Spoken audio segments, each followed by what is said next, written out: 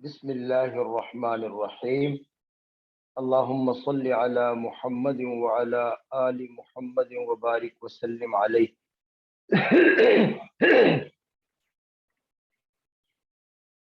آج ہمارا سبق ہے مبحث الجنت والنار، جنت اور جہنم کی بحث۔ جنت اور جہنم، جنت اور نار۔ لکھا ہے کہ والجنت حق والنار حق، جنت بھی برحق ہے، اس پر ایمان لانا ضروری ہے، اور جہنم بھی برحق ہے، اس پر بھی ایمان لانا ضروری ہے۔ اہل سنت والجماعت کے عقیدے کے مطابق جو قرآن پاک سے اور متواتر اور لا تعداد احادیث سے ثابت ہے، وہ ایک تو یہ بات کہ جنت اور جہنم یہ برحق ہیں، اس پر ایمان لانا ضروری ہے۔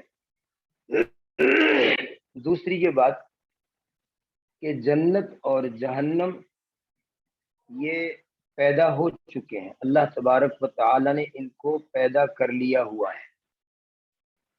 یہ ہما مخلوقتان موجودتان، یہ مخلوق ہیں اور یہ اس وقت موجود ہیں، پیدا ہو چکی ہیں۔ تیسری یہ بات کہ جنت اور جہنم یہ ہمیشہ کے لیے ہے، انہوں نے کبھی بھی ختم نہیں ہونا۔ جنت اور جہنم پر فنا نہیں ہے کہ جیسے آسمان فنا ہو جائے گا، زمین فنا ہو جائے گی، انسان اور یہ ساری مخلوقات اور سورج چاند سب نے فنا ہونا ہے، تو جنت اور جہنم موجود ہیں اور ان پر فنا نہیں آئے گی، یہ ہمیشہ ہمیشہ رہنے والی چیزیں ہیں۔ تو یہ تین باتیں ہیں۔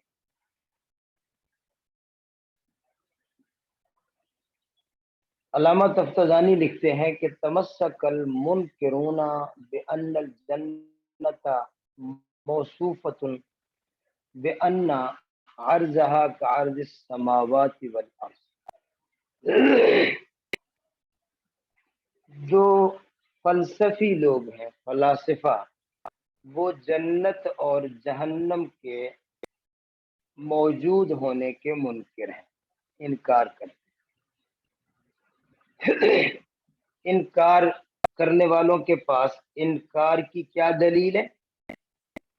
تو ان کی دلیل سن لیں۔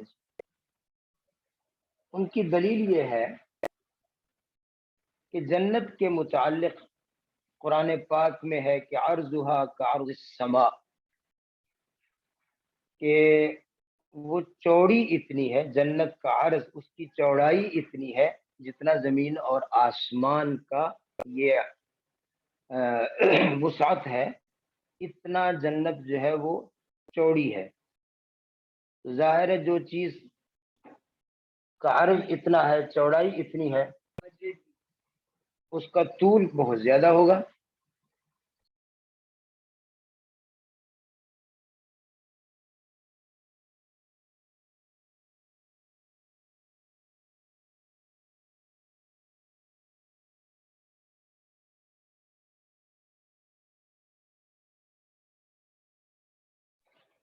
جی، جب کہا گیا قرآن پاک میں عرضها كعرض السماء، یہ سماوات والارض، کہ زمین اور آسمانوں کی وسعت کے بقدر تو اس کا عرض ہے، اس کی چوڑائی ہے، تو ظاہر لمبائی پھر زیادہ ہوگی۔ تو اتنی بڑی جنت، اتنی بڑی جنت، تو یہ اس زمین اور آسمان کا یہ جو ہمارے سامنے کائنات اور یہ دنیا نظر آ رہی ہے، یہ مخلوق نظر آ رہی ہے، یہاں تو اتنا بڑا جنت جو ہے اس کو رکھنا اور اس کا موجود ہونا یہ محال ہے۔ یہ تو اس سے چھوٹی ہے، یہ تو پورا یہ آسمان اور زمین اور یہ سارا جو کچھ ہمیں نظر آ رہا ہے، یہ خلا سارے کا سارا، یہ تو جنت کا گویا کہ ایک محلہ ہے۔ جتنا جنت کا عرض طول قرآن پاک میں اور احادیث میں بتایا گیا ہے، تو یہاں تو اس کا موجود ہونا محال ہے۔ کیونکہ بڑی چیز، ایک بہت بڑی گاڑی، بہت بڑا ٹرک یا جہاز ہو میرے اس کمرے میں تو نہیں نہ آ سکتا. تو اتنی بڑی جنت اس دنیا کے جہان میں، اس عالم میں اس کا ہونا یہ تو محال ہے. ظاہر ہے اگر اتنی بڑی جنت ہے جیسا کہ قرآن پاک میں بتایا گیا، تو پھر وہ اس عالم عناصر سے خارج، باہر چیز ہے، کوئی الگ چیز ہے، اس زمین اور آسمان کے دائرے سے الگ ہے. تو جب الگ ہے تو پھر وہاں پہنچنے کے لیے ہمیں زمین یا آسمان کے کسی حصے کو چیر کر وہاں جانا پڑے گا. کوئی آسمان میں دروازہ ہوگا، وہاں سے آگے جائیں گے تو جنت میں جائیں گے، یا ادھر کنارے پر یا زمین پر، یعنی کوئی راستہ ہوگا اس دائرے سے نکلنے کا، تو پھر ہم وہاں جائیں گے جنت میں. تو یہ بھی محال ہے، اس لیے کہ فلاسفہ کے نزدیک آسمانوں میں خرق و التیام باطل ہے. خرق و التیام کا مطلب یہ کہ آسمان میں سے، آسمان کا ٹوٹنا پھٹنا، اس کے اندر سے سوراخ ہونا، راستہ بننا، دروازے کا ہونا، گزرنے کی جگہ کا ہونا، یہ محال ہے ان کے نزدیک. فلاسفہ کے نزدیک آسمانوں میں خرق و التیام، کہ کوئی چیز، کوئی جگہ بنے نکلنے کی، پھر وہ جگہ بند ہو جائے، دروازہ کھلے اور بند ہو، اس کو کہتے ہیں خرق اور التیام، پھٹنا اور ملنا. یہ باطل ہے، یہ نہیں ہے. تو جب یہاں سے خرق و التیام ہے نہیں، یہاں سے کوئی نکل نہیں سکتا اس دائرے سے باہر، اور اس دائرے میں جنت آ نہیں سکتی، تو لہذا جنت کا وجود، جنت کا موجود ہونا یہ محال ہے. اس لیے وہ انکار کرتے ہیں کہ جنت نہیں ہے. سمجھ گئے جی؟ ان کا یہ استدلال اور ان کی دلیل فلاسفہ کی، جو جنت کے وجود کے منکر ہیں. مسلمان اہل سنت والجماعت ان فلاسفہ کے اس استدلال کا کیا جواب دیتے ہیں؟ جواب یہ ہے کہ تم نے یہ جو اصول ایک قائم کر لیا ہے کہ آسمان میں خرق و التیام محال ہے، تمہارا یہ اصول ہی باطل ہے، تمہاری یہ بنیاد ہی باطل ہے. ہمارے نزدیک آسمان کے دروازے ہیں، کھلتے ہیں بند ہوتے ہیں. وحی کے لیے دروازہ کھلتا بند ہوتا تھا جب فرشتے وحی لے کر آتے تھے، اور رزق کے دروازے ہیں جو کھلتے بند ہوتے ہیں، اور فرشتوں کے آنے جانے کے دروازے ہیں، اعمال کے چڑھنے کے دروازے ہیں، فیصلوں کے اترنے کے دروازے ہیں، جیسا کہ ہمارا ایمان ہے، ہمارا عقیدہ ہے، احادیث میں اس کی تفصیلات ہیں. تو آسمان کا جو تم نے کہا کہ خرق و التیام باطل ہے، یہ تمہارا اصول ایک باطل اور فاسد اصول ہے. اسی اصول کے مطابق تم نے کہا کہ اس کائنات سے ہم نکل نہیں سکتے اور جنت اس کائنات میں آ نہیں سکتی، تو لہذا کیسے مان لیں کہ جنت بھی ہے اور ہم نے جنت میں جانا ہے؟ تو ہم نے کہا کہ تمہارا یہ اصول خرق و التیام کے باطل ہونے والا، یہ اصول فاسد اور باطل. تو بنا الفاسد علی الفاسد کر کے تم نے انکار کیا. اس کو کہتے ہیں بنا الفاسد علی الفاسد. ایک پہلے غلط اصول اپنے طور پر قائم کر لیا، پھر اس اصول پر تم نے غلط فیصلے کرتے جانا ہے. بنا الفاسد علی الفاسد یہ تمہارا استدلال ہے، لہذا باطل ہے. بنا الفاسد علی الفاسد کی ایک مثال دے دوں آپ کو، وہ ویسے بات یاد آ گئی. ہمارے قریب ایک مسجد میں، وہ مسجد کسی دوسرے مسلک والوں کی تھی، تو وہ مسجد کے خطیب صاحب اپنے خطبے میں جمعے میں تقریر کر رہے ہیں. تو کسی نے ان کو سوال لکھ کر دیا، ایک پرچی پر سوال لکھا کہ تم اپنی مسجد میں عورتوں کو جمعے کے لیے بلاتے ہو، اور تم اپنی مسجد میں عورتوں کو تراویح کے لیے بھی بلاتے ہو، تم اپنی مسجد میں عورتوں کو اعتکاف کے لیے بھی بٹھاتے ہو. آپ سمجھ گئے ہوں گے کہ یہ اللہ کے بندے عجیب لوگ ہیں. یہ عورتیں گھروں میں اعتکاف کریں، لیکن وہ مسجدوں میں اعتکاف، مرد بھی مسجدوں میں، عورتوں کا بھی چھت پر یا ایک الگ کچھ جگہ بنا لی، عورتیں بھی مسجدوں میں اعتکاف کرتی ہیں. تو اس کے پھر مفاسد اور اس کے پھر جو آگے واقعات رونما ہوئے وہ ایک الگ کہانی ہے. کہ اس کے پھر کیا کیا گول کھلائے. تو کسی نے سوال کیا کہ یہ اس طرح کیوں کرتے ہو, یہ تو جائز نہیں ہے. عورتوں کا ہر جمعے پر تمہارے لیے مسجدوں میں تم بلاتے ہو, اور تراویح کے لیے بھی اور اعتکاف کے لیے بھی, تو یہ کیوں کرتے ہو؟ دوسرے ہمارا حوالہ دیا کہ وہ مسجد والے دوسرے مساجد والے تو نہیں بلا سکتے. تو اس نے کہا کہ باقی دلائل تو اس نے نہیں دیے, نہ اس کے پاس کوئی ہوں گے, ورنہ کوئی صاحب علم مضبوط علم والا تو کوئی جوڑ توڑ کر ہی لیتا ہے نا. اس نے جو دلائل دیے, اس کا خطاب اور اس کی تقریر, اس نے کہا کہ دیکھو, عورتیں شادیوں میں جا سکتی ہیں, عورتیں شادی حالوں میں جا سکتی ہیں, عورتیں بازاروں میں جا سکتی ہیں, عورتیں پارکوں میں جا سکتی ہیں, عورتیں فلاں جگہ جا سکتی ہیں, فلاں جگہ جا سکتی ہیں, براتوں میں جا سکتی ہیں.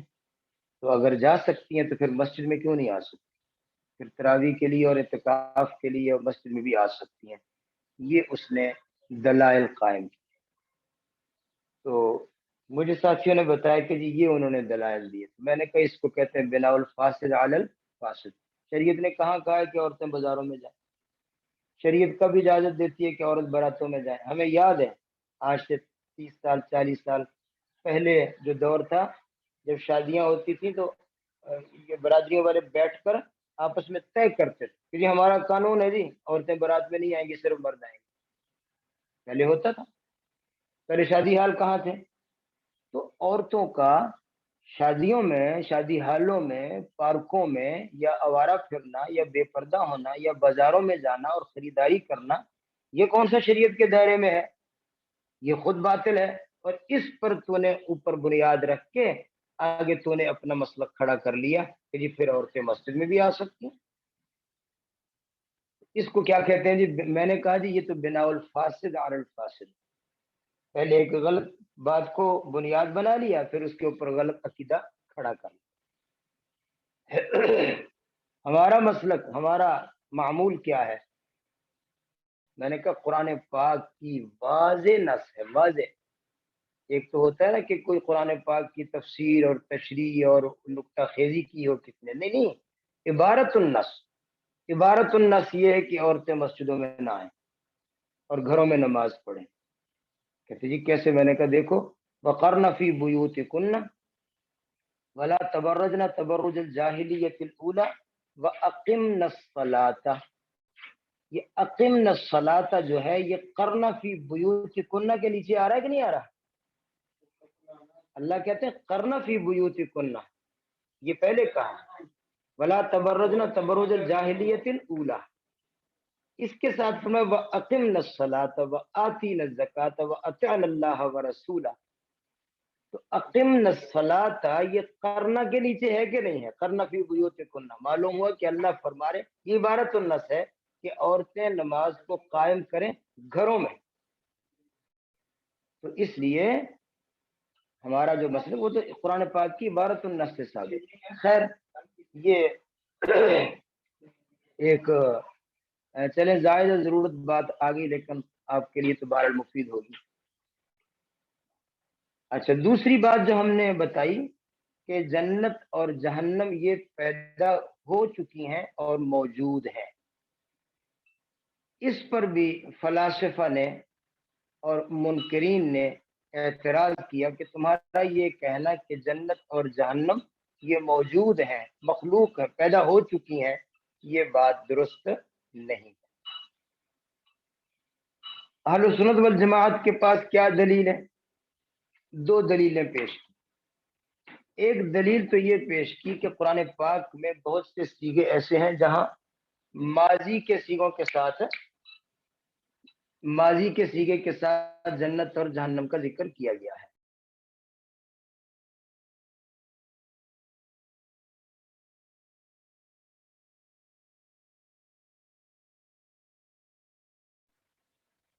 مثلا جنت کے متعلق قرآن پاک میں اعدت للمتقین, اعدت ماضی کا صیغہ, تیار ہو چکی ہے, تیار کر دی گئی ہے. اور جہنم کے متعلق اعدت للکافرین, کافروں کے لیے وہ تیار ہو چکی ہے.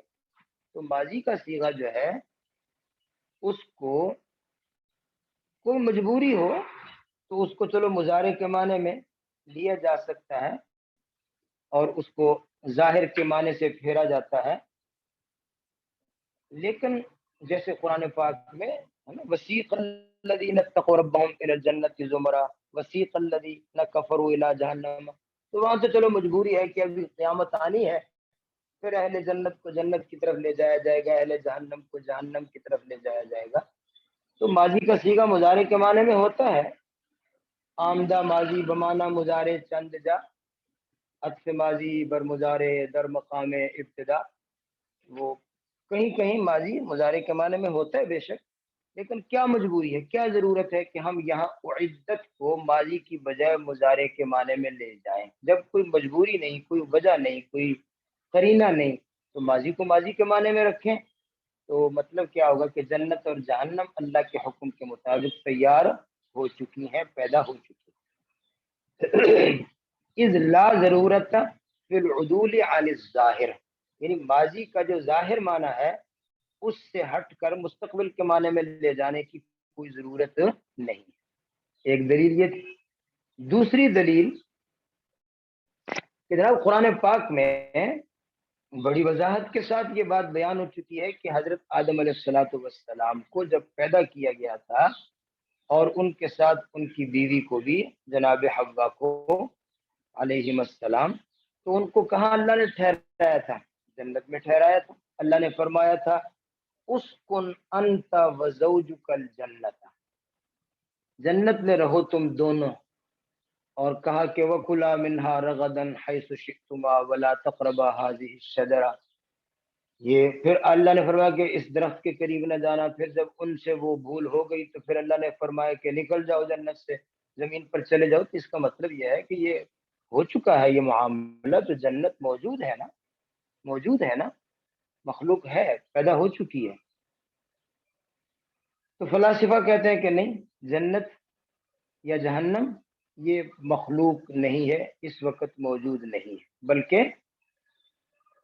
مان لیتے ہیں تو بس قیامت کے دن پیدا ہوگا، جنت اور جہنم کو پیدا کیا جائے گا۔ ان سے پوچھا کہ جناب تمہارے پاس کیا دلیل ہے؟ وہ کہتے ہیں کہ جی قرآن پاک میں تلک الدار الآخرۃ نجعلها للذین لا یؤمنون علوا فی الارض ولا فسادا، کہ اللہ تعالیٰ فرما رہے ہیں کہ نجعلها، ہم نیک لوگوں کو دار آخرت میں جنت میں داخل کریں گے، اور اس طرح جہنمیوں کو جہنم میں داخل کریں گے۔ تو وہ مستقبل کے سیغے ہیں، بہت جگہ قرآن پاک میں جہاں قیامت کا ذکر ہے تو مستقبل کے سیغوں کے ساتھ ہے جنت اور جہنم کا ذکر، تو اس کا مطلب یہ کہ وہ ابھی موجود نہیں۔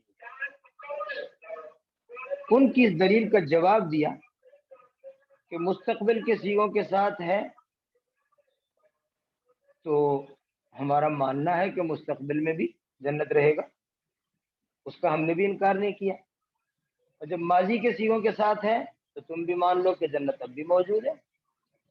اگر کوئی یہ کہے کہ جناب ادھر ماضی کا سیغہ ادھر مضارع کا سیغہ، یہ دونوں متعارض ہیں، اور اذا تعارض تساقط، چلو ہم دونوں کو نہیں مانتے، نہ ماضی کو نہ مضارع کو، ان سب سے ہٹ کر ہمارے پاس وہ واقعہ حضرت آدم علیہ السلام کا جنت میں رہنے والا واقعہ، وہ ہمارے پاس پھر دلیل موجود ہے۔ اگر ماضی اور مضارع کے سیغوں کے تنازع میں نہ ہی پڑے تو واقعہ آدم تو ہمارے پاس دلیل موجود ہے کہ وہ جنت میں رہ کے آئے ہیں، تو جنت موجود ہے، مخلوق ہے، موجود۔ اب تیسری بات یہ ہے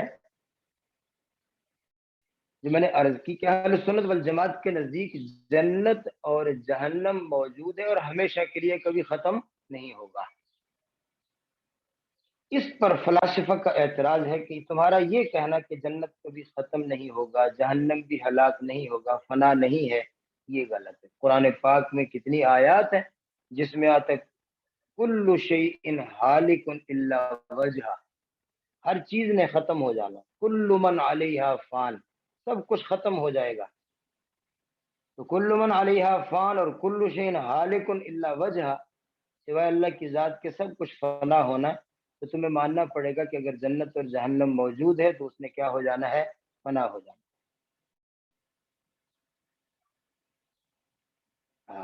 یہ ان کی دلیل ہے. اہل سنت والجماعت فرماتے ہیں کہ نہیں، ہمارے پاس دلائل ہیں. قرآن پاک میں اللہ نے فرمایا اکلھا دائم وذلھا، اکلھا دائم وذلھا، کہ اس کے پھل ہمیشہ کے لیے ہیں، اس کے سائے ہمیشہ کے لیے ہیں، کبھی ختم نہیں ہوں گے. اور جنت کے متعلق ذکر کسی جگہ سے خالدین فیہا ابدا، خالدین فیہا ابدا. اور جہنم کے متعلق بھی آتا ہے خالدین فیہا ابدا، خالدین فیہا ابدا، کہ جنتی جنت میں رہیں گے ہمیشہ، جہنمی جہنم میں رہیں گے ہمیشہ. یہ ابدا اور خالدین کیا بتا رہا ہے؟ کہ جنت اور جہنم ہمیشہ کے لیے ہے، کبھی ختم نہیں ہوگا. اب رہا ان کا یہ اعتراض کہ انہوں نے جب کہا کہ دیکھو قرآن پاک میں تو آتا ہے کل شیء ہالک، ہر چیز نے ختم ہو جانا ہے، اس کا ہمارے پاس کیا جواب ہے؟ تو اس کے متعدد جواب دیے اہل سنت والجماعت کی طرف سے. پہلا جواب یہ ہے کہ یہ جو کہا گیا نا کہ ہر چیز نے ہلاک ہو جانا ہے، ختم ہو جانا ہے، تو ہم مانتے ہیں کہ جنت میں جتنے نعمتیں ہیں، یعنی پھلوں کی شکل میں، تو وہ پھل جب جیسے ہی کوئی جنتی کھا لے گا تو وہ ختم ہو جائے گا، پھر اس کی جگہ اور آ جائے گا. تو ختم ہونے کا یہ معنی مراد لیا جائے کہ تبدیلی ہوتی رہے گی. نعمتوں کو ایک نعمت استعمال ہو گئی، اس کی جگہ اللہ اور ایک پرندے کو کھا لیا، اس کی جگہ اللہ اور اڑا دے گا. تو تمام نعمتیں جو ہیں وہ یعنی کہ فوراً اپنی جگہ پر دوبارہ آتی رہیں گی. تو جنت کی جو درخت ہیں یا پھل ہیں یا اس کی جو نعمتیں ہیں، ان کا ایک لحظے کے لیے فنا ہو جانا اور اس کی جگہ اس کا بدل آ جانا، اس کو کہا گیا ہے کل شیء ہالک. تو اس سے مستقل فنا مراد نہیں، بلکہ اس سے مراد اذا فنی منہ شیء جی ابھی بدل ہی، ایک چیز ختم ہو جائے گی، اس کا بدل آ جائے گا. یہ ہم مانتے ہیں. تو ایک سوال یہ ہے، ایک جواب یہ ہے. دوسرا جواب یہ ہے کہ ایک ہوتا ہے وجود واجبی اور ایک ہوتا ہے وجود امکانی. اس لفظ کو ذرا سمجھ لیں، ہے تو ذرا دقیق اور باریک سی بات، لیکن انشاءاللہ میں جو کہوں گا آپ کی توجہ چاہیے. دونوں کان متوجہ ہوں یا کم از کم دایاں کان جو ہے وہ متوجہ ہو، تو ضرور آپ سمجھ جائیں گے انشاءاللہ. اللہ تعالیٰ کی ذات کو کہا جاتا ہے واجب الوجود، واجب الوجود. اور باقی جتنی چیزیں ان سب کو کہا جاتا ہے ممکن الوجود. تو ایک ہوتا ہے وجود واجبی اور ایک ہوتا ہے وجود امکانی. وجود واجبی کا مطلب اللہ واجب الوجود ہے، یعنی ہمیشہ کے لیے وہ اس کا وجود رہے گا اور ہے، اور یہ واجب ہے، فرض ہے اس کا وجود کو ماننا ہمیشہ کے لیے، وہ ختم نہیں ہو سکتا. دوسرا ممکن الوجود، یعنی جنتی جنت میں ہمیشہ رہیں گے، یہ بھی ہمیشہ ہے. جہنمی جہنم میں ہمیشہ رہیں گے، جنت بھی ہمیشہ رہے گا، جہنم بھی ہمیشہ رہے گا. لیکن ممکن ہے، یعنی اللہ کی قدرت تو ہے نا کہ اللہ جب چاہے اس کو ختم کر دے. اللہ جب چاہے، کیونکہ اللہ کی قدرت تو باقی ہے، اللہ ہمیشہ کے لیے ہر چیز پر قادر ہے. تو اللہ کی قدرت کے تو وہ نیچے ہوں گی نا. بالفرض اگر اللہ اس کو ختم کرنا چاہے جنت کو تو ختم کر دے، جہنم کو اللہ ختم کرنا چاہے تو ختم کر دے. ممکن ہے کہ نہیں؟ اس کی قدرت کے لیے ممکن ہے کہ نہیں؟ لیکن اللہ کو ختم کر دینا یا اللہ کا وجود کا ختم ہو جانا وہ ممکن نہیں ہے. تو ہمیشہ کے لیے اللہ کا وجود بھی ہے، لیکن وہ واجب الوجود ہے، یعنی وہ کسی کی قدرت کے ماتحت نہیں ہے.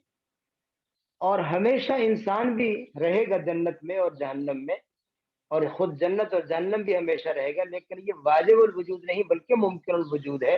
ممکن الوجود کا کیا مطلب؟ کہ اللہ کی قدرت کے تحت ہے، اللہ نے کے ارادے سے یہ باقی رہے گا، چاہے اللہ بالفرض تو ختم بھی کر سکتا ہے. اس کو کہتے ہیں. تو وجود امکانی کو کہا گیا ہے کل شیء ہالکن، یعنی ہر چیز ممکن الہلاک ہے، ممکن الفنا ہے، جنت بھی اور جہنم بھی اس کا وجود امکانی ہے، یعنی ممکن الفنا ہے، اگر خدا چاہے تو اس کی قدرت کے تحت ہے۔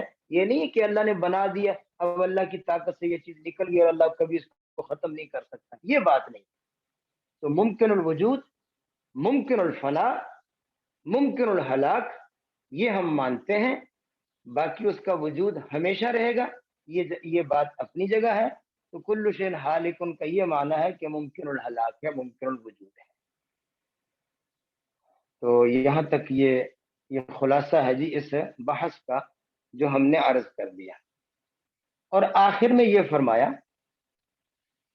کہ جہمیہ جو فرقہ ہے، فرقہ جہمیہ، ان کا یہ مسلک ہے، یہ ایک جہم بن صفوان الترمذی ایک آدمی گزرا ہے جی، جہم بن صفوان الترمذی، اور یہ فرقہ جبریہ کا ایک فرد ہے۔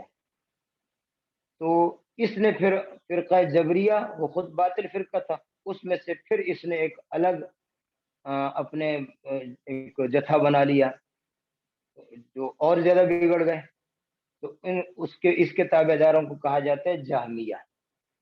ان کا یہ عقیدہ ہے کہ جنت اور جہنم جو ہے وہ کچھ عرصہ گزرنے کے بعد، 100 سال، 200 سال، یا 1000 سال، یا 20,000 سال، یا لاکھ سال، یعنی کچھ یا بہت کچھ عرصہ گزرنے کے بعد بالآخر جنت اور جہنم دونوں ختم ہو جائیں گے، فنا ہو جائیں گے۔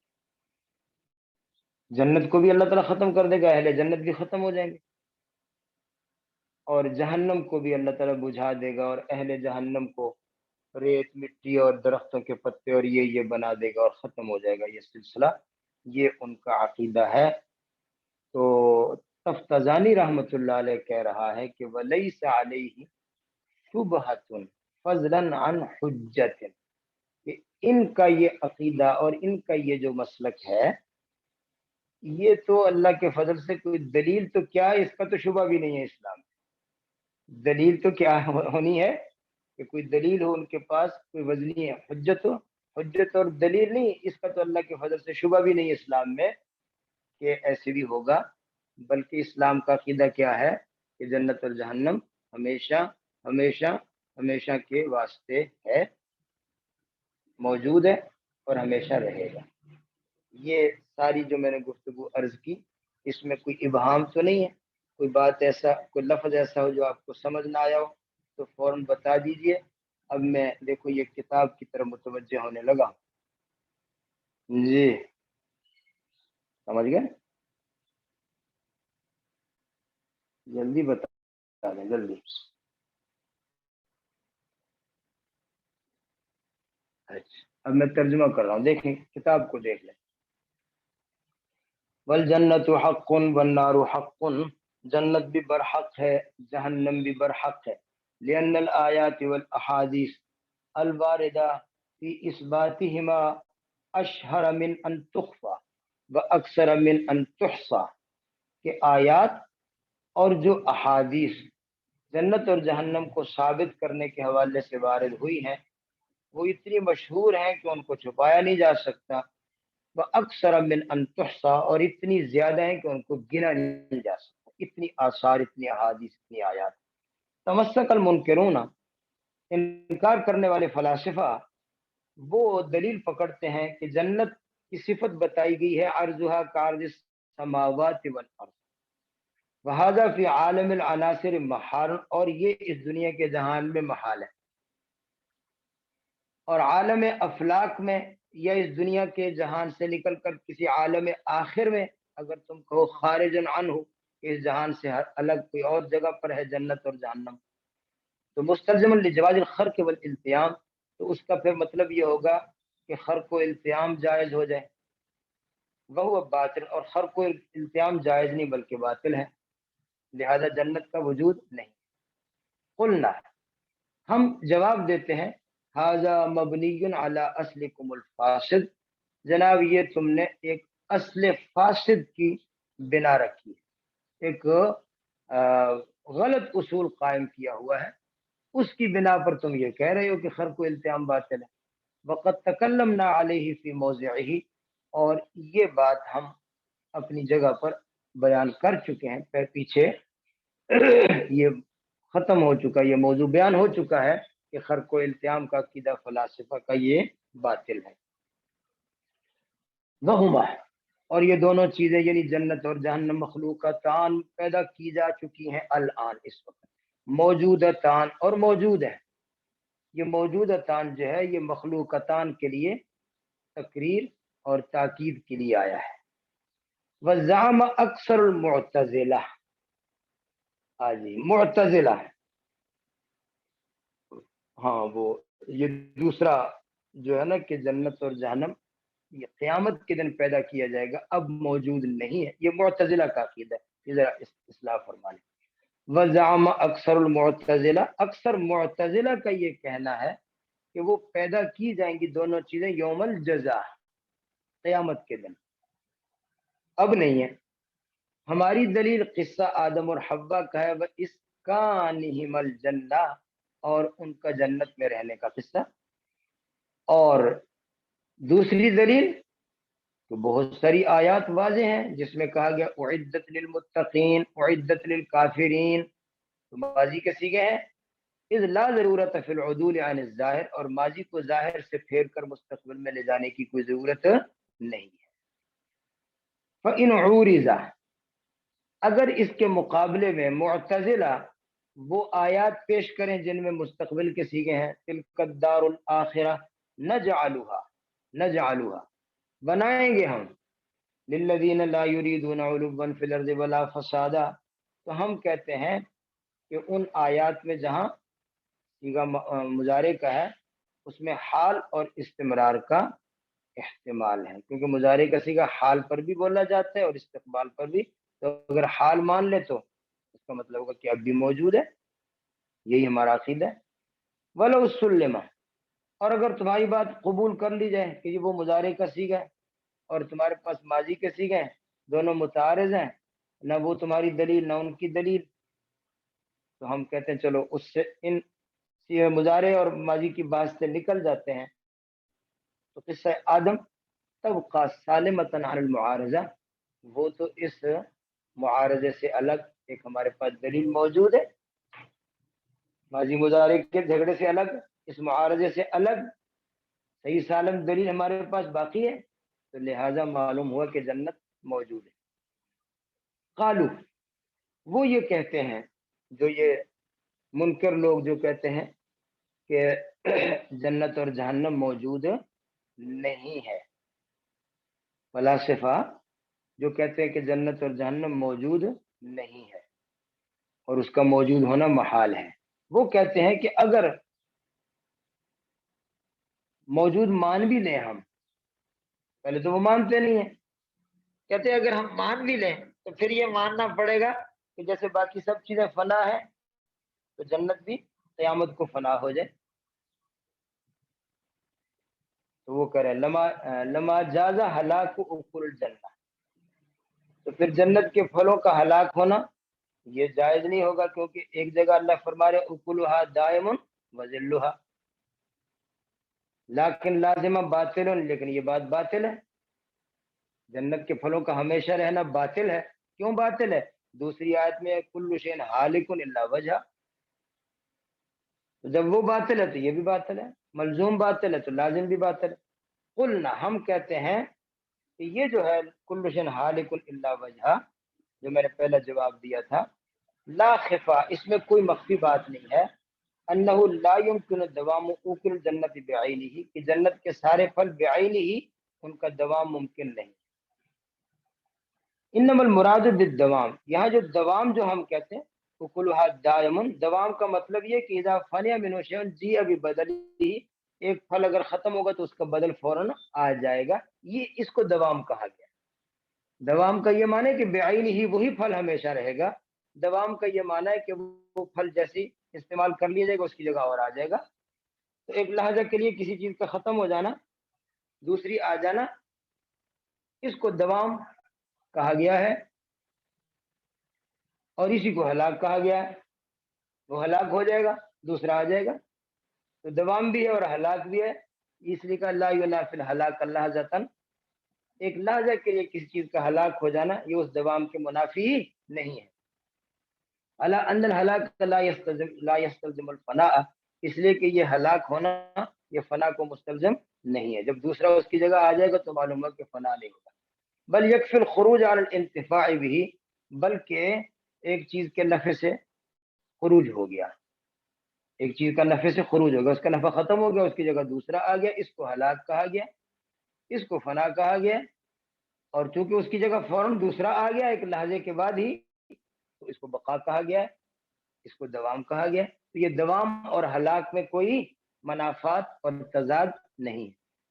اچھا جی، دوسرا جواب جو میں نے آپ کو وجود واجبی اور وجود امکانی کی بات سمجھائی وہ بتایا. ولو سلم، اگر تسلیم کر بھی لیا جائے، فیجوز ان یکون المراد، تو ہم کہتے ہیں کہ وہ جو مراد ہے کہ ہر چیز ہلاک ہو جائے گی، اس کا مطلب یہ کل ممکن فهو حالک فی حد ذاتی، ہر ممکن الوجود چیز ہے وہ اپنی ذات میں ہلاک ہونے والی ہے. یعنی ان الوجود الامکانی، کہ وجود امکانی کو دیکھو بالنظر الی الوجود الواجبی، وجود واجبی کی طرف غور کرو تو تمہیں پتہ چلے گا کہ وجود واجبی کی بنسبت وجود امکانی جو ہے وہ ممکن الہلاک ہے، اس کو حالک کہا گیا ہے. اس کا مطلب یہ نہیں کہ در حقیقت خارج میں بھی اس نے ختم ہو جانا ہے، ممکن الہلاک ہے کہ اللہ چاہے تو ختم کر سکتا ہے، وہ اللہ کی قدرت کے ماتحت ہے. اس کو وجود امکانی جو ہے وہ بمنزل عدم کے کہہ لو. اگلی بات بتائی باقیتان لا تفنیان ولا یفنی اہلہما، جنت اور جہنم ہمیشہ باقی رہیں گی، کبھی فنا نہ ہوں گی، اور ان میں رہنے والے بھی کبھی فنا نہ ہوں گے. دائمتان، یعنی ہمیشہ رہیں گے دونوں. لا یتر علیہما عدم مستمر، ان پر کبھی عدم مستمرہ طاری نہیں ہوگا. کبھی ایسی فنا جو ہمیشہ کے لیے فنا ہو جائے، جنت اور جہنم یہ اس کے رہنے والے، ایسا عدم جو ہمیشہ کا عدم ہے ان پر طاری نہیں ہوگا. اللہ تعالیٰ کا فرمان ہے دونوں فریقین کے حق میں، جنتیوں کے حق میں بھی کہا خالدین فیہا ابدا، اور جہنمیوں کے حق میں بھی جگہ جگہ کہا خالدین فیہا ابدا. اچھا جی، وَأَمَّا مَا قِيلَ مِنْ أَنَّهُمَا تُهْلَكَانِ وَلَوْ لَحْظَةً، اور یہ جو ہم نے کہا کہ وہ ہلاک ہونا ان کا ایک لحظہ کے لیے ہے، جس کی پیچھے تفصیل گزری، تو وہ اس آیت مبارکہ کو سامنے رکھ کے کل شیء ہالک الا وجہ، اس کو سامنے رکھ کے ایک لحظے کے لیے کسی چیز کا ہلاک ہو جانا اور پھر اس کی جگہ دوسرا کا آ جانا، تو اس آیت کی وجہ سے ہم نے کہا فلا ينافي البقاء بهذا المعنى. اب جو ہم نے معنی عرض کیا کہ وہ ہمیشہ رہیں گے، اور اس کا مطلب کیا ہے کہ وجود امکانی ہے اور ہمیشہ رہے گا، اور ایک لحظے کے لیے اگر ایک پھل ختم ہوگا اس کی جگہ دوسرا آ جائے گا، تو یہ ہلاک اور یہ وجود یہ آپس میں ان کی منافات اور تضاد نہیں ہے. لأنك قد عرفت أنه لا دلالة في الآية على الفناء، اس لیے کہ آپ سمجھ گئے ہیں کہ اس آیت میں ہمیشہ کے لیے فنا کی کوئی دلیل نہیں ہے. وذهبت الجہمیت، اور فرقہ جہمیہ ادھر چلا گیا، وہ کہتے ہیں کہ جنت اور جہنم بالآخر بہت سے عرصہ گزرنے کے بعد یا کئی قرن گزرنے کے بعد فنا ہو جائیں گے، اور اہل جنت بھی فنا ہو جائے گا. اور یہ ان کا قول جو ہے یہ کتاب و سنت کا مخالف ہے، اجماع کے بھی خلاف ہے. ولیس علیہ شبہۃ، ان کے اس عقیدے پر تو کوئی معمولی سا شبہ بھی موجود نہیں ہے. فضلا عن حجت، سے جائے کہ کوئی دلیل ہی ہو. دلیل کیا ہوتی ہے اس کا تو اللہ کے فضل سے شبہ بھی نہیں ہے. یہاں تک یہ جنت اور جہنم کا بحث مکمل ہوا. آگے ہے جی مبحث الصغیرہ والکبیرہ، معاصی گناہ صغیرہ اور کبیرہ، اس کے متعلق اب یہاں پر بحث شروع ہو رہی ہے. تو اس میں ایک تو یہ دیکھنا ہے کہ گناہ کبیرہ کی، معاصی کبیرہ کی تعریف کیا ہے. دوسری بات یہ دیکھنی ہے کہ کبیرہ گناہ کون کون سے ہیں، ان کی کتنی تعداد ہے، اور تیسری بات کہ مرتکب کبیرہ کے متعلق 3 مذاہب ہیں، یہ میں عرض کر دیتا ہوں، اس کو ذرا توجہ سے سمجھ لیں اور لکھ لیں۔ پہلی بات، کبیرہ کی تعریف کیا ہے؟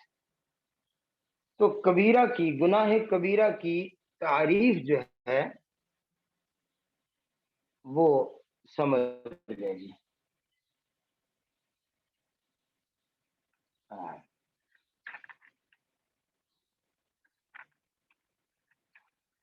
گناہ کبیرہ کی تعریف، بعض نے تو کچھ گناہ متعین کر دیے ہیں کہ فلاں فلاں گناہ جو ہے وہ کبیرہ ہے۔ مثلا حضرت عبداللہ بن عمر رضی اللہ تعالی عنہ فرماتے ہیں کہ گناہ کبیرہ 9 ہے، 9، یہ کتاب میں اس کی تفصیل آ جائے گی کون کون سے۔ حضرت ابو ہریرہ رضی اللہ تعالی عنہ فرماتے ہیں کہ گناہ کبیرہ جو ہے وہ 10 ہیں، وہ سود کھانے کو بھی ان 9 کے ساتھ شمار کرتے ہیں۔ حضرت علی رضی اللہ تعالی عنہ وہ فرماتے ہیں کہ 12 ہیں، وہ چوری اور شراب پینے کو بھی ان 10 کے ساتھ شامل کر کے 12 کہتے ہیں۔ تو اس طرح کل 12 ہو گئے، میں بتا دیتا ہوں۔ نمبر 1 اللہ تعالیٰ کے ساتھ شریک کرنا، نمبر 2 ناحق قتل کرنا، نمبر 3 پاک دامن عورت پر زنا کی تہمت لگانا، نمبر 4 زنا کرنا، نمبر 5 میدان جہاد سے بھاگنا، نمبر 6 جادو کرنا کرانا، نمبر 7 یتیم کا مال کھانا، نمبر 8 والدین کی نافرمانی کرنا، نمبر 9 حرم مکہ میں گناہ کا ارتکاب کرنا۔ یہ 9 ہو گئے حضرت عبداللہ بن عمر کے نزدیک، اور سود کھانا 10واں حضرت ابو ہریرہ کے نزدیک ہو گئے 10، اور چوری کرنا اور شراب پینا یہ حضرت علی کے نزدیک یہ 2 اور شامل ہو کر ہو گئے 12۔ تو بعض نے تو یہ متعین کہ یہ 12 گناہ کبیرہ ہیں اور باقی سارے کیا ہیں؟ صغیرہ ہیں۔ تو یہ تو عددی تعریف ہو گئی کہ عدد متعین کر دیا تو خاص تعریف نہیں۔ بعض نے تعریف کی ہے کہ گناہ کبیرہ اس گناہ کو کہتے ہیں جس گناہ کی خرابی یا اس کا وبال ان مذکورہ، یہ جو ہم نے 12 گناہ گنوائے، ان کے گناہوں کے برابر یا اس سے زیادہ ان کا وبال، ان کا گناہ ہو۔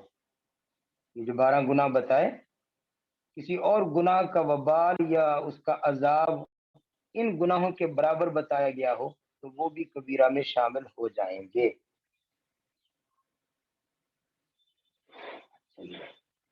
نمبر 3، بعض لوگوں نے یہ تعریف کی ہے کہ ہر وہ گناہ کبیرہ ہے جس کے متعلق قرآن و حدیث میں عذاب یا لعنت کی وعید آئی۔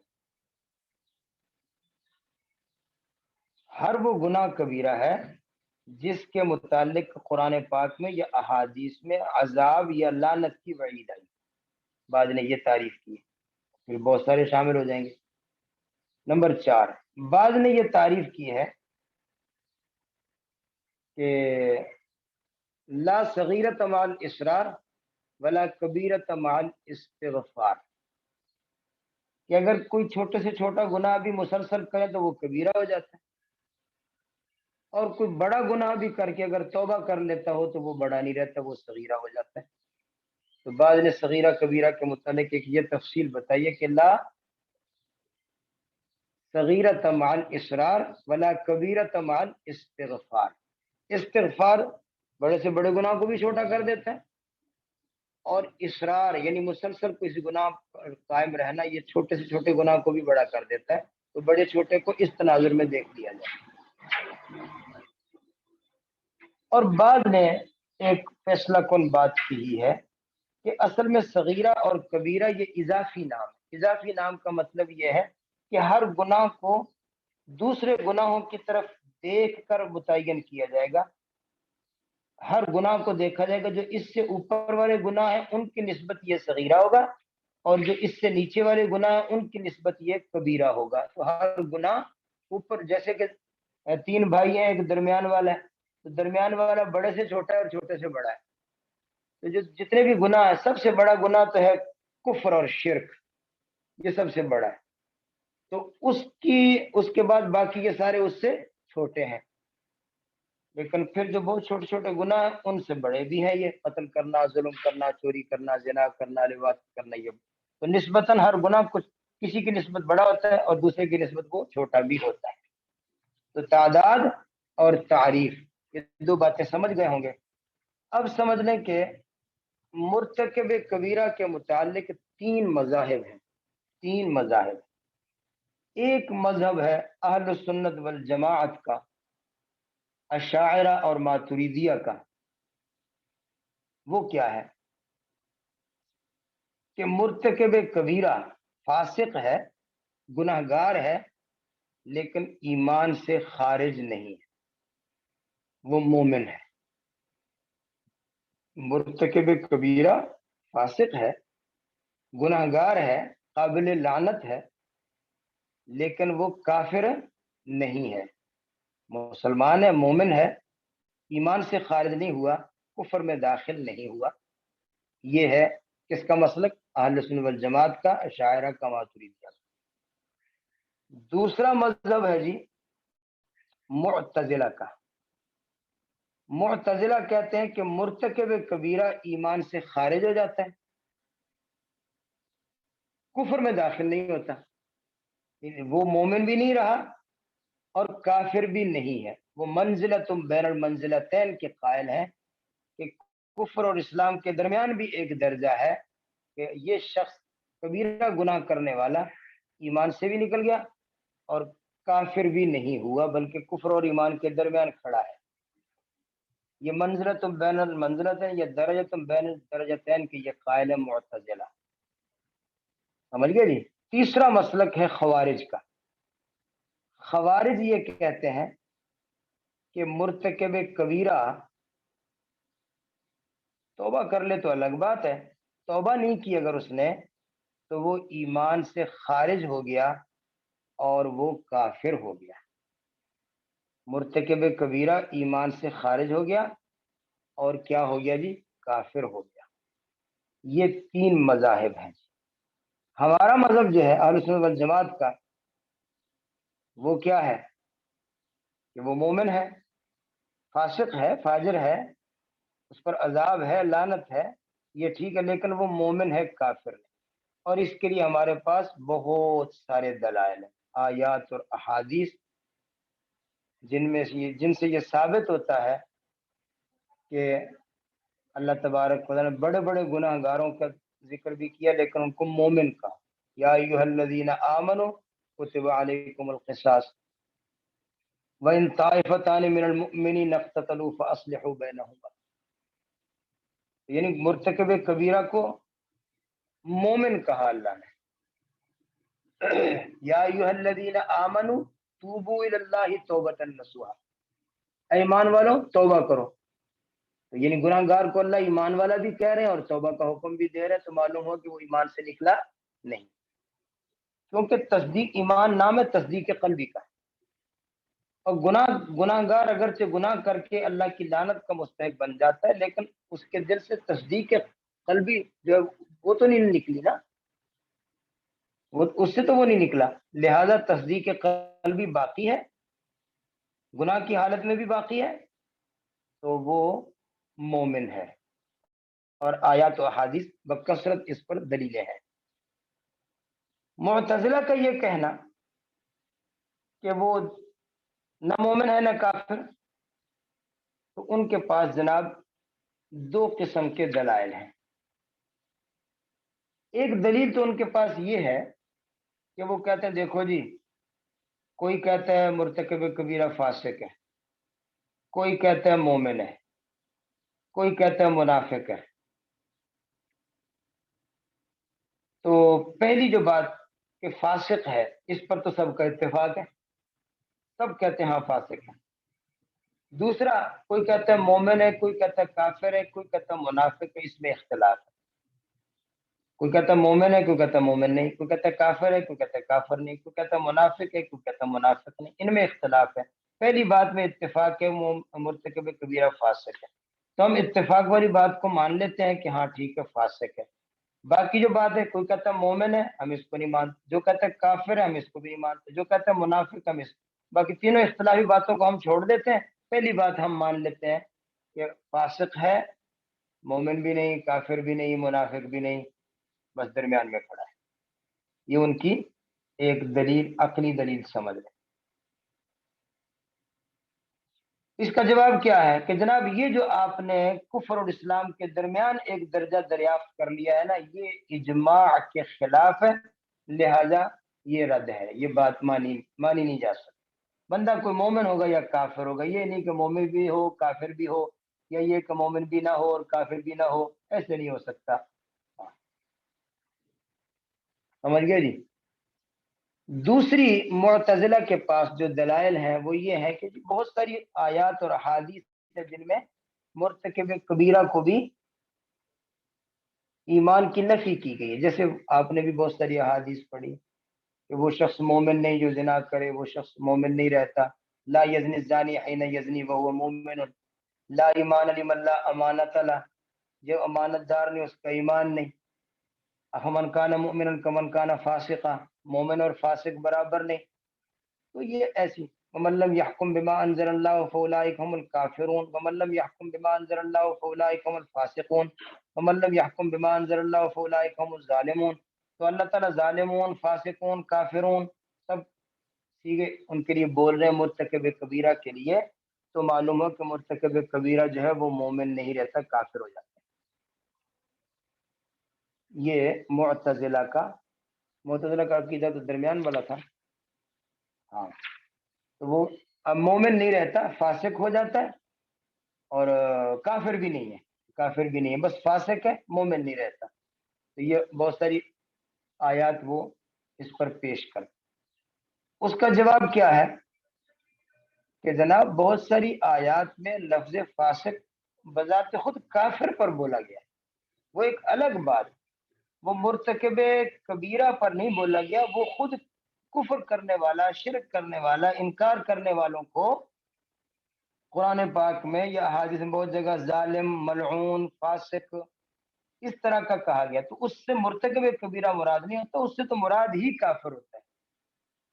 تو کافر کو فاسق کہا، کافر کو ظالم کہا، کافر کو ملعون کہا.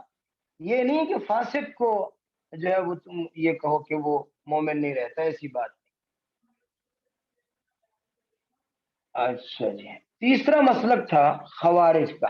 خوارج کافر مانتے ہیں، ان کے پاس بھی اس طرح کے دلائل ہیں کہ اللہ تبارک و تعالی وہ قاتل کے لیے کہہ رہے وہ ہمیشہ ہمیشہ جہنم میں رہے گا. من ترک الصلاۃ متعمدا فقد کفر، جو آدمی جان بوجھ کر نماز چھوڑ دے وہ کافر ہو گیا. تو مرتکب کبیرہ کو وہ کافر مانتے ہیں. تو ان کے ان دلائل کا ایک جواب تو یہ ہے کہ جناب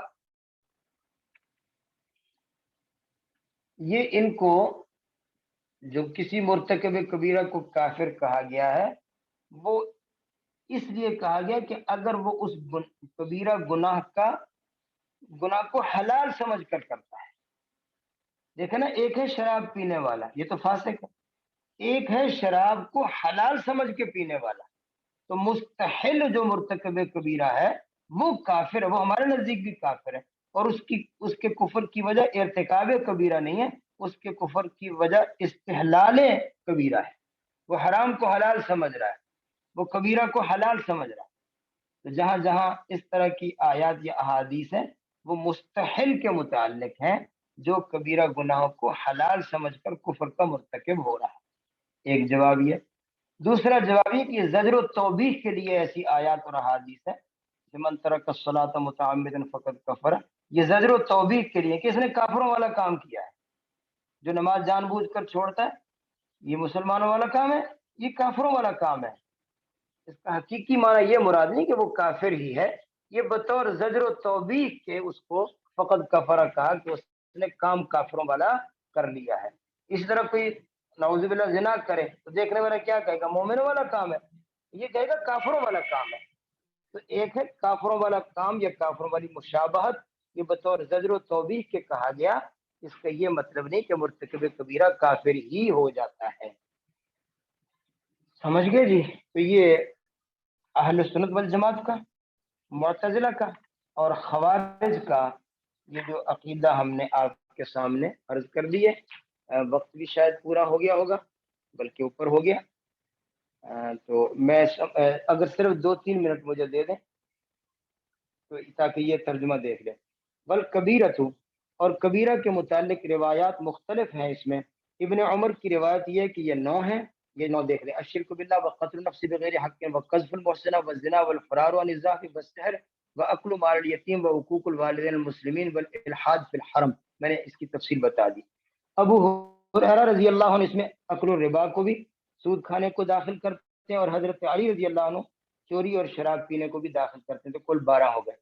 بعض نے کہا کہ ہر وہ گناہ جس کا فساد اور جس کی برائی جو ہے وہ ان مذکورہ گناہوں کے برابر ہو یا اس سے اکثر ہو، وہ جو ہے کبیرہ ہوتا ہے۔ بعض نے کہا کہ ہر وہ گناہ جس پر شارع نے یعنی اللہ تبارک و تعالی خصوصیت کے ساتھ کوئی وعید یا لعنت فرمائی ہو۔ بعض نے کہا کہ ہر معصیت وہ جس پر بندہ اصرار کرے یعنی مسلسل کرے وہ کبیرہ ہوتا ہے، اور ہر وہ گناہ جس پر بندہ استغفار کر لے وہ صغیرہ ہوتا ہے۔ صاحب کفایہ نے کہا کہ حق بات یہ ہے کہ یہ دونوں نام اضافی ہیں، اور ہر گناہ کو اس کی ذات کی طرف دیکھ کر نہیں پہچانا جا سکتا، بلکہ ہر گناہ کو مافوق کی طرف دیکھے تو صغیرہ ہے، اور ہر گناہ کو معدون کی طرف دیکھے تو کبیرہ ہے۔